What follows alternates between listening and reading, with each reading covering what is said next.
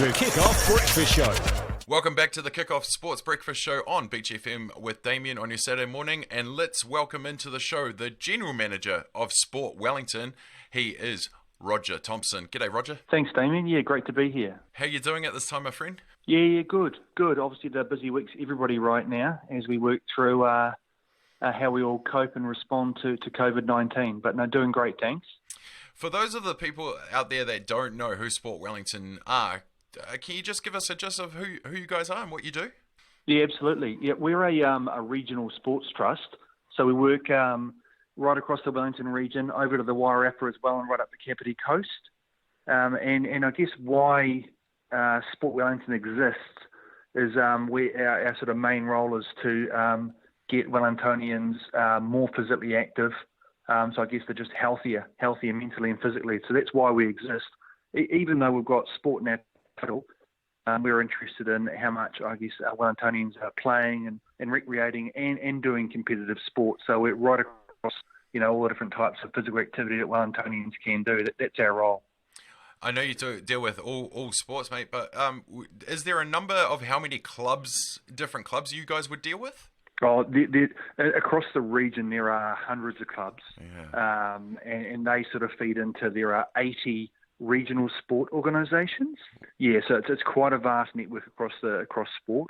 As I mentioned earlier, I thought that there would be sport forever.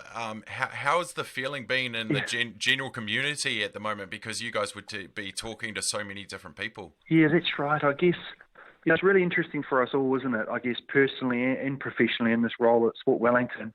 I started with Sport Wellington 4 weeks ago, and I've been brought on board to lead what we're calling our system response. So for this region, just how we understand the impact of, or the impacts of COVID on our region and how we might respond together.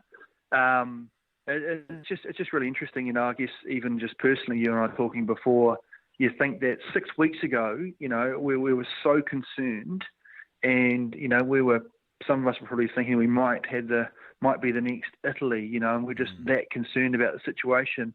And I guess as our Prime Minister puts it so nicely, we are very fortunate that we have a moat, as she called it, around New Zealand. Yes. And a number of things have gone our way. We've made good progress as a country in containing COVID-19.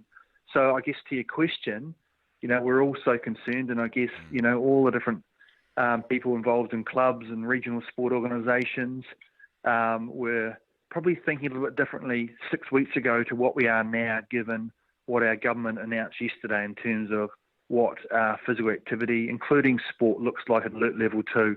Very different sort of mindset, don't we, that we have now compared to 6 weeks ago. But I guess that said, what we're all now thinking about is safety. Safety for New Zealanders, safety for Wellingtonians. I guess we're all really excited that the prospect of getting back into competitive sport and with physical contact as well, which is quite a development yesterday.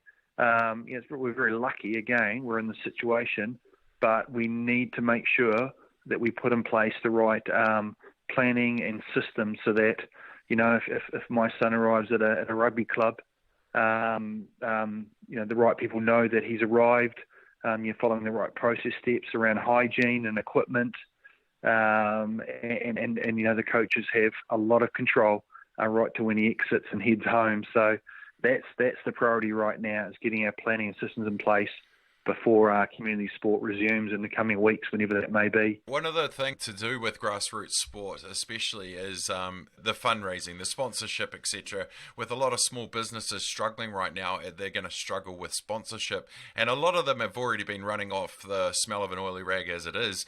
The Sport New Zealand announced financial relief yesterday, and your thoughts on that? Yes, it's a great development by Sport New Zealand. They have gone into their cash reserves to make this happen, and sort of, cut out some of their own planned activities. So great leadership from Sport NZ in putting this in place. So, it's called the Sport NZ Community Resilience Fund, and the purpose of it is to help regional and local organisations. So let's just say it's a local basketball club up the Kapiti Coast, or it might be Capital Football. It's to help these organisations respond right now to the financial impact. that COVID has had on them, whether it's grants are no longer happening that they thought were coming their way, so funding grants, or from membership income that just hasn't happened yet due to a season not kicking off, so those membership fees not coming in.